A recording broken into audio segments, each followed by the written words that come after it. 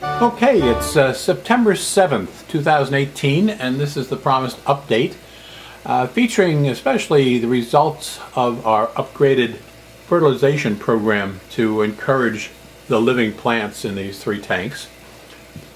As a reminder, what we're doing now is on a daily basis, we're adding liquid CO2. On a weekly basis, after a water change, we're adding leaf zone fertilizer, which is potassium and iron, among other things. And on a 3-month basis, we're putting in the flourish tabs around the main plants.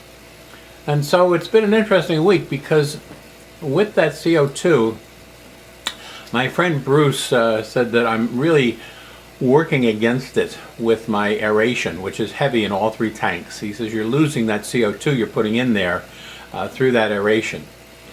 At the same time, I find that aeration is very important for the oxidation of the fish, especially given that my tanks tend to be overcrowded with fish, so it needs that. So I've ignored his very sage advice, and I say that given that I'm following his fertilization recommendations because his plants look so good. And in retrospect, his plants are growing and flourishing, whereas my plants, I would keep these tanks looking the way they are by replenishing plants, buying new ones. And so this is quite a change, but I have to say I'm very pleased with the results to date, as you'll see on this update. Specifically, if you look, so one of my concerns is all of a sudden I've lost a couple of fish in the last couple of days. I don't know what that is about. The neons, which start out about 20 in this tank, are down to about 8 or 9 now, and I noticed one dying just yesterday. So I'm losing them one at a time, and there's been a couple platy deaths, both in this and the living room bow tank. This is the corner tank again, that pie-shaped 60-gallon. And I don't know why I would be losing fish. I haven't lost fish in a while, and also lost a couple guppies in the office tank. So does that have anything to do with the CO2? I'm not sure. I'm sticking with it and seeing how things work out. But I'm very pleased, and my wife pointed out that we needed a tall plant in the center of this tank, and you'll notice we have that now. In the last update, I talked about the fish factory store that we visit over in Bristol, Pennsylvania area. And there was one particular plant there that really looked good, and so I bought it, and it's doing very well. And what I really like about it is that the growth on it is a nice pink type, almost like a flower. It's not a flower, it's just the new leaves, but you can see it here, and that's doing very well. All 1, 2, 3, 4, 5 strands, and quite a bit of growth down to the base also. All that pink part and the branching out that's happening in that second branch there toward the center is all new growth, and that's new for me. I'm really pleased with it.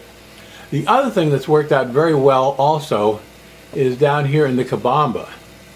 And as you may recall, Bruce was very fortunate with his in that it grows to the point where he has to trim it back, and I've never had that experience in recent years.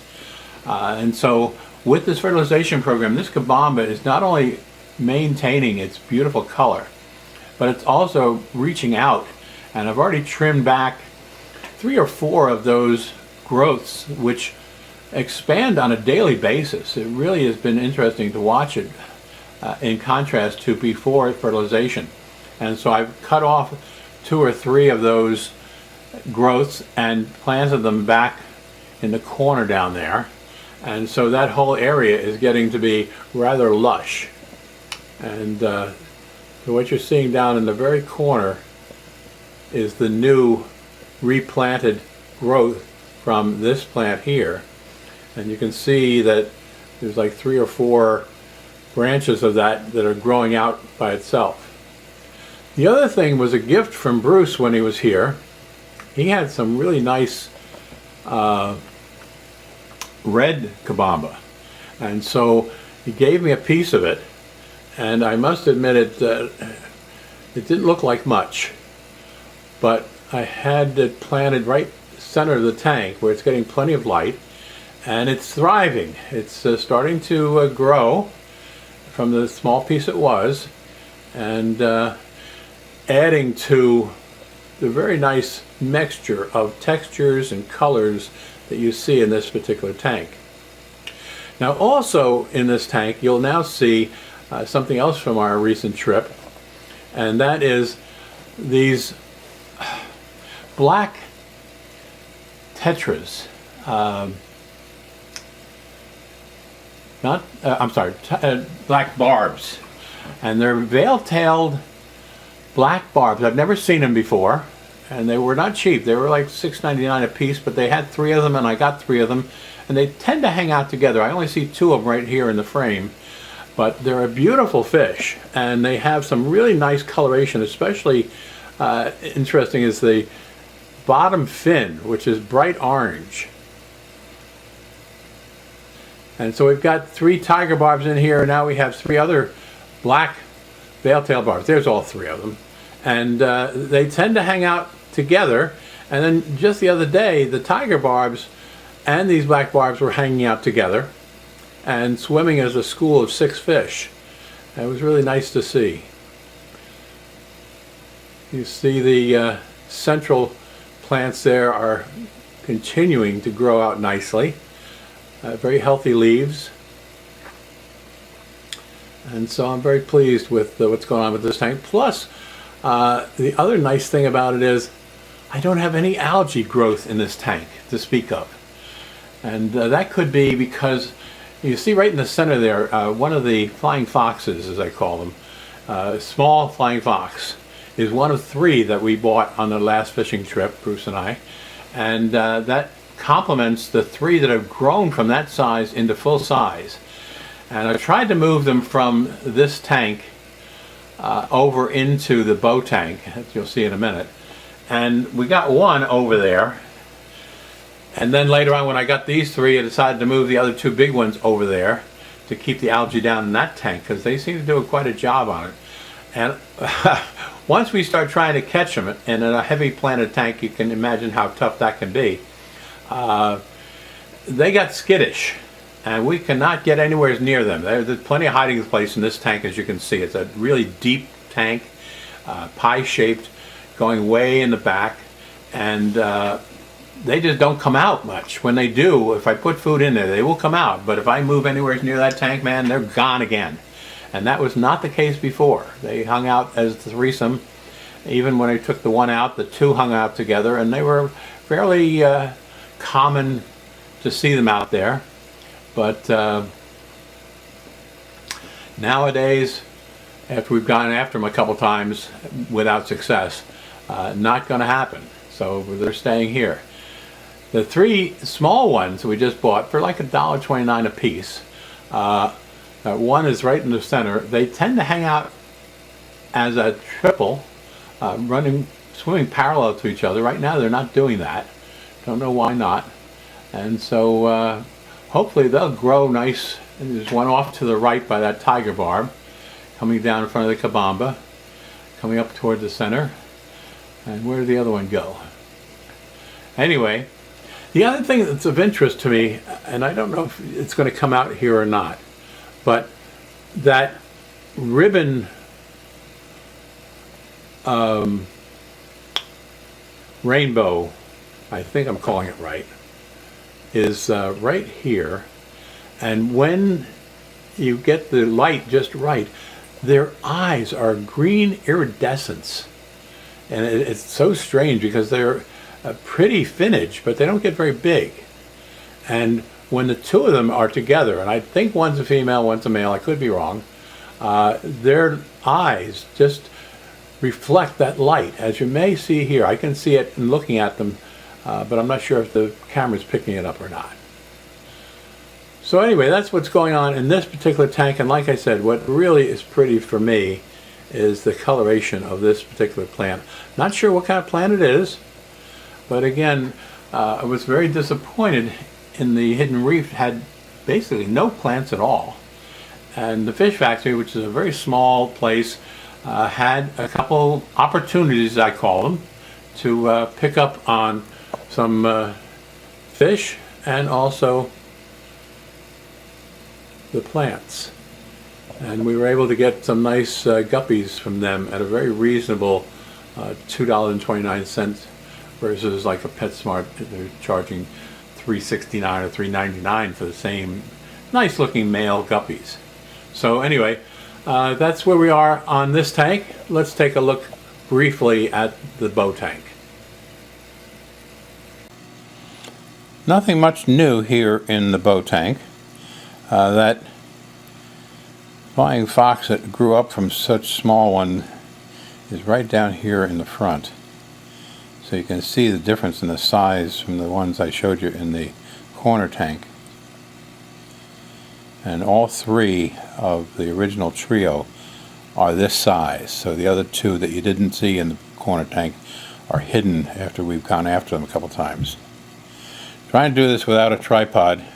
Sorry about that. Having a little bit of problem with that. There's my red-tailed shark. Isn't he beautiful? Love the red-tailed shark.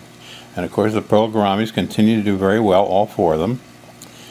We're going to lose one of those angels sometime soon. The one that's only got one eye, for some reason or other, isn't looking very healthy. And you can see the aeration really working well in this particular tank. Right after we get through with this video, I'll be changing the water and adding the weekly fertilizer. The plant's doing very well here. You can certainly see that plant right there doing beautifully. So the fertilization is really working well here. And of course all of the plants seem to be growing out.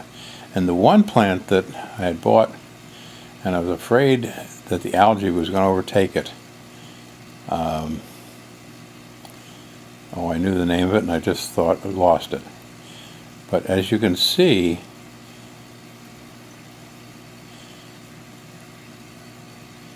it's growing new growth and overtaking the algae parts of it, the really dark parts. So it's going to survive, thank goodness. And then off in that corner we have that one big plant that really fills out that corner nicely. Doing very well with the fertilization program. And so the Lowigia that you see right here, the colored Lowigia, I love the colors on that, but we still have a lot of algae growth even down at the base here for some reason or other. And again, my main approach to reducing the algae here has been to change the lighting regimen. So it only gets from 7 to noon, so what's that, 5 hours, and then the evening from 5 until 10. So get 10 hours of light a day from the LED lights, which have been moved to the forefront now instead of on the back. And that seems to be working very nicely, so I do not have an algae problem here. The two fixtures back here out and cleaned them. I think I may have told you that in the last update. Really was hard work. The algae is amazing how strong it is on these fixtures, and I have not bothered to get in and taken a similar cleaning to this piece in the back here. So the algae in there, there's some algae eaters, so I don't want to completely take the algae out, but at the same time it looks a lot better with the algae cleaned off those two fixtures. And so there we are. To give you a brief tour of the office tank in just a second.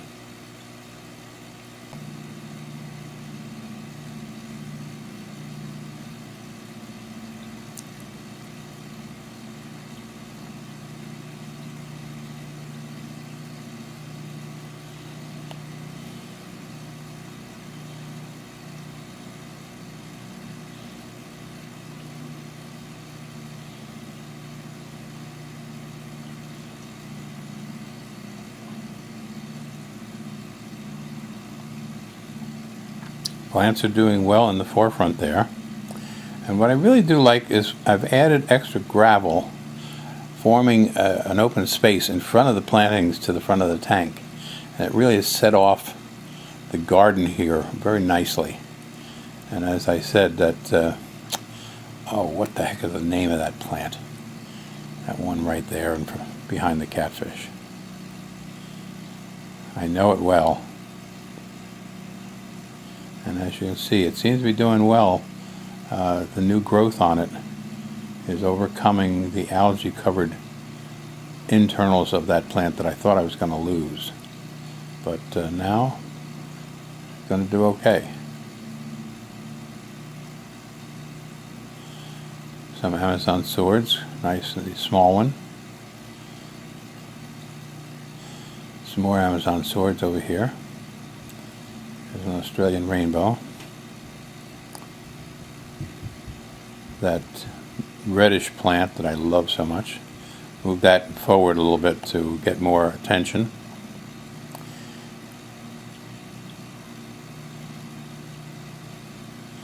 So this tank is coming along nicely. It's interesting going back and looking at videos from years past. This always has been a nice looking tank, sometimes better than others. But right now, it's at a peak in a positive way. Those blue gouramis, you see that young one to the left and the big one off to the right, down in the lower right hand corner, that was one of Ray's blue gouramis that survived. And so he's now got 4 young partners, hopefully will grow up like he is. And they're starting to get a little bit bigger. You can see the one back behind the pearl gourami in the right center. And of course there's that flying fox again, doing its job, working on the algae. Love the work that does. That's why I really wanted to bring over the other 2, but we're not going to be able to catch them. The plant life in there is too thick, and they've gotten too skittish since we went after them a couple times. It's interesting to me to note when you're in a tank, they know when you're after them and when you're not. Because when you're not, they'll actually swim right up into your hands and into a net. If you're trying to net off some leaves from the plants or something like that, they'll crawl right into that net. If you go after them, man, they know you're then after them and they stay clear.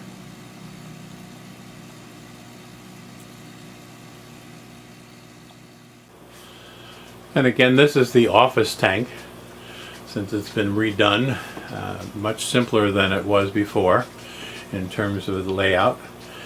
You used to call it a natural layout, meaning I didn't do much to it, and as a result it was pretty overgrown with different types of fern type plants. This one has the old fluorescent type light on it, so it doesn't have the LED lighting, and I may eventually switch to that. It does get some light from the window, and algae has not been a problem since I've been fertilizing this one. And so you can see there's been quite a bit of activity up there as I just fed them. And just put in a food tablet, algae tablet, which usually brings them right down to the bottom there after it. Haven't found it yet. They're still working off the top. But that Amazon sword is still the centerpiece here, and it's growing nicely. The leaves are nice and healthy, and some young leaves coming out of it. So it's got a good dozen leaves on it.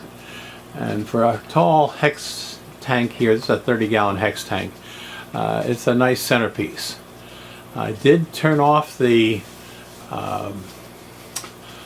jet spray in here just because it was causing, I think, too much water movement, but the aeration is still pretty strong, and so it's still quite a bit of water movement, and the fish don't seem to mind it. They seem to have to be swimming all the time. I thought that would tire them out, but I think it's a natural thing, and so they seem to be okay. But like I said, most of them are up here now feeding, and so you see all the activity up there.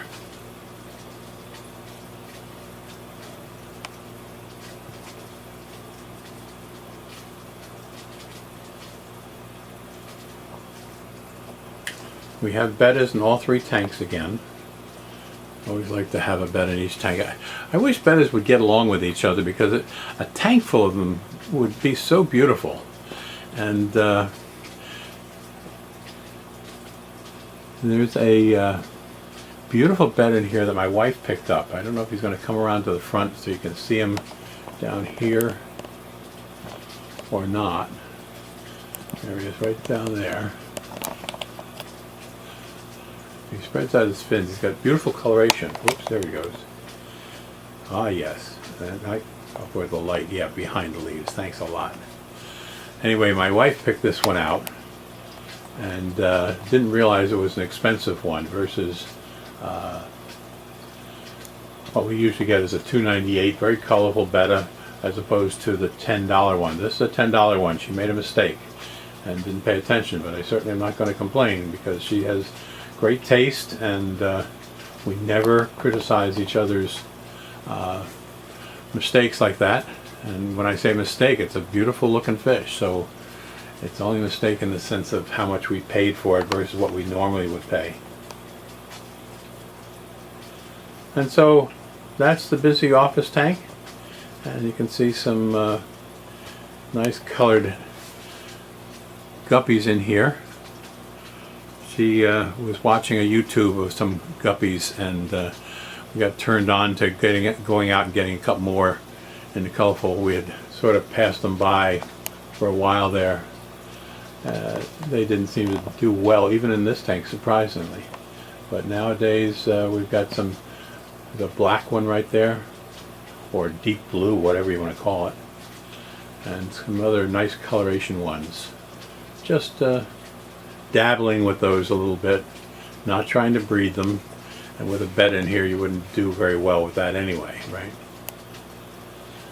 All right, so that's the office tank, and that's my entertainment when I'm in here working.